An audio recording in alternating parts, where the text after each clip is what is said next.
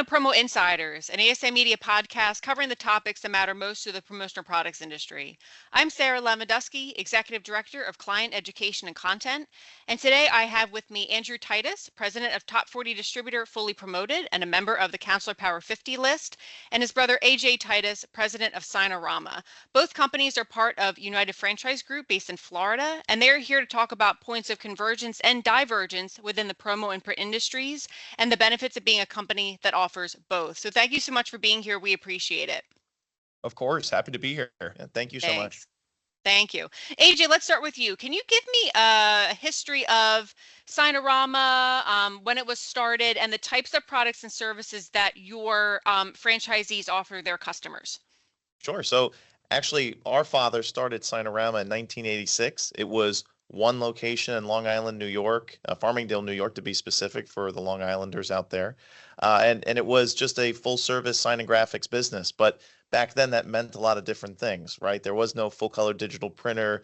There was no equipment like we have today. And so it was really cut vinyl. That was the latest and greatest technology. And so my dad sold signs. A guy by the name of Jim Tatum made the signs. And as they say, the rest is kind of history from there. So fast forward to 2024, we're selling the same products that the first store sold. We're just making it in a lot of different ways, if that makes sense. So, Right. we do everything from vinyl graphics to vehicle graphics, interior graphics, outdoor electrical signs, indoor electrical signs, ADA signs, and everything in between.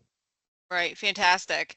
And Andrew, Fully Promoted. Give me a history of that, when it was started and the products and services your franchisees offer. Sure, absolutely, Sarah. So we started the company, our father started the company in 2000 here in West Palm Beach, Florida. After Signarama had a lot of success in growing, we realized that a lot of the same people who order signs and graphics and print vinyl, as AJ said, also buy promo. They buy pens, cups, shirts, hats, anything to be able to advertise their business. And so at the time in 2000, we started a company called Embroid Me, and that ultimately grew and started as the big focus was on embroidered apparel and embroidered blankets, embroidered shirts and gift items. And it's kind of morphed and grown over the years to in 2017 when we rebranded the company to be called Fully Promoted, to be a full service distributor of all items in the promo space and as well as apparel. And so now fast forward to today, we have about 280 locations worldwide. And like you said, a top 40 distributor of ASI products. Perfect. So let's talk about some of you, and you mentioned this as, part of the founding story of Fully Promoted was what we're going to talk about today.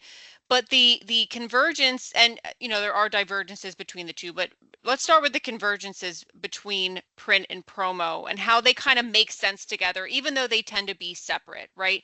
So AJ, can you talk about that, the convergence points between print and promo? Yeah, so I mean, the vast majority of our customers at Signarama are businesses. And so anytime a business walks into our location, they need promo products, they need pens, they need mugs, they need apparel. They need all these things. And so we kept getting the question, like Andrew was saying, we kept getting the question of, hey, do you do this? Or hey, do you do this? And so what we found is that really we're talking to the same customer base at the end of the day. That's really the conversions piece. It's really not necessarily the products, and we can get into that later. It's really a joint customer base. That's what we have found. Right. Andrew, would you agree? Would there be points to add to that on your side? I would. I think again, it is the same thing, same customer. I would say the biggest difference between our business models really is they do more stuff in-house. We do more stuff outsourced, ultimately using our preferred vendors. So, but I would 100% agree. And we've actually seen a lot of our franchisees now dual brand Signarama and Fully Promoted locations have both brands together to be able to offer both products at the same time. Right. It makes sense. Like if you need large scale signage, most likely you're going to also need promotional products. And a lot of the times it goes the same way. Like I can't think of an example where I only need a big sign and nothing else. Like there's always, right? Like there's always these added items that kind of fill those other parts of your business.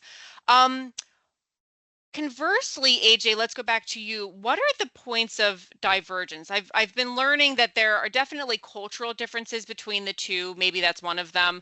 But in your opinion, your experience, what are those points of divergence where they differ a bit, print and promo? It's very funny. We just got back from our World Expo, and when you're Mhm. saying cultural differences between the fully promoted franchise owners and the Yeah. Signarama franchise owners, two great people, just two entirely different group of people, right? So, That's right. but it's interesting because Andrew, I think, explained it the best. Is our group of franchise owners are more blue collar, more marketing focused, right? Where Mm-hmm. they're using their hands making products. I walk into a franchise owner's location and I feel like I'm in a political ad where, we're manufacturing in this country and things like that. Where you walk into a traditional fully promoted, it's not like that at all, right? It looks very clean. It's more of a like customer focused base where that's kind of the differences between the two. Now we do have franchise owners who are very market based and marketing driven within Signarama, but that's if I'm making a blanket statement, that's what I would say.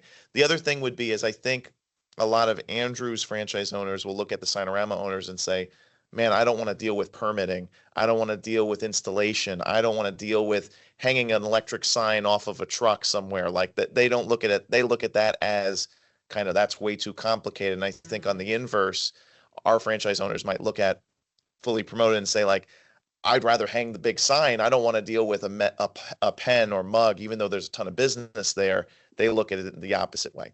So Mm-hmm. Mm-hmm. Agree. I think Yeah. AJ's franchisees too, they'd rather have the big purchase, maybe the one Mm. single item, the big channel air sign or a whole outfit of window graphics for a specific company or location versus ours obviously is more of a unit base. Like we're going to sell 10,000 cups, 10, a 10,000 yeah, pens, right, in an order. And so it's interesting to me. I feel like, and as you're talking, and as I'm thinking about what I've learned over the past few months, it's it, there are cultural differences, but I also think that there are perhaps some misconceptions about the two. So, and maybe that line that was so solid once between print and promo is blurring or getting a little more dotted, as people discover both sides and how they can adapt it to their business model. And now you mentioned that franchisees are offering both now. They're like dabbling in both. They're kind of like, having a co-franchise. Andrew, can you speak to that? What does that look like? Sure. So we do have a handful of Signarama locations who have also added on a fully promoted and vice versa, fully promoted franchisees who maybe added on a Signarama location. They would have both licenses. Now, there are some products that I think we both would consider overlap products, like trade show displays, dealing with certain vendors there, or maybe little advertising signs, promo signs, like little stuff like that. I would say that's very much an overlap opportunity between the two brands. From my experience, though, a lot of our franchisees don't want to get into the big heavy stuff, like AJ said, the electrical signs, or they don't have the capability to do in-house wide format print, so they don't do it. Or maybe they'll outsource it, but it's not a focus of theirs. And I think vice versa. I think AJ's franchisees too, they have that wide format printer in-house, they have the laminator, they have the plotter or the cutter to do it, and they have those relationships to outsource for the channel editors. And so that's kind of where they focus on because there is so much business in both parties for each of us. Like it's great that there's a diversion. I think there is opportunity more for us to continue to work together, but there's just so much business out there. Right. Absolutely. My other question to you is on along these same lines. It's not it's not as simple. I would hazard a guess. It's not as simple as just saying, I want to offer promo tomorrow. I want to offer print tomorrow. Like there's more that goes into it than that. You have to really know these are complicated technical processes, both of them. You really have to have experience in both, right? Like you can't just start selling promo tomorrow, and even just selling print. There's a lot of technical aspects to that.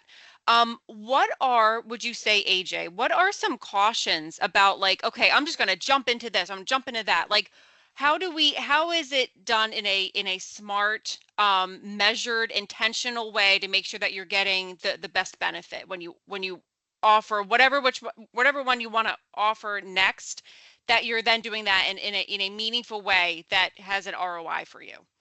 Yeah, I think for us, we like our franchise owners to focus.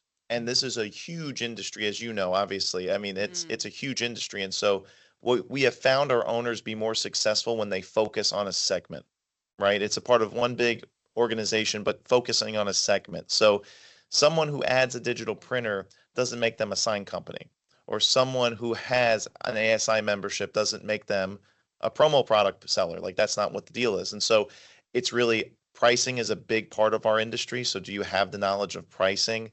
Having the right vendors and sourcing is the number two thing. But number three, it's a different sale. You know, like Andrew was talking about, when you're going to a business and you're selling, hey, I'm going to provide all of your promotional products for customers, for your staff, for everything. That's a different sale than I'm going to put a sign in your business, or I'm going to vision cast with you and walk through. One's more of an interior designer vibe to it, Yeah.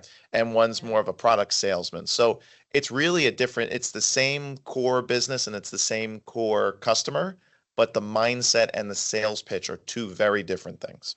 I would also caution to the way the business is run from an operational standpoint is completely different too. For example, Signarama here is going to have much higher labor costs, right? To do installation, to do more production in-house versus our labor cost is going to be much lower typically for fully promoted. But at the same time, they can sell their products for probably more or higher margins than we could do with promo. So there's different pros and cons and different business models to how they run, to how each of them run. At the same time, they're both wildly successful because of those differences, that one has higher margins, one maybe has higher labor costs. So it works that way. Right. Exactly.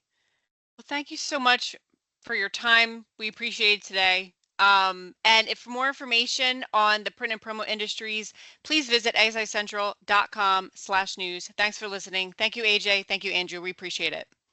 Oh, thanks, Sarah. Appreciate having us. Thanks so much.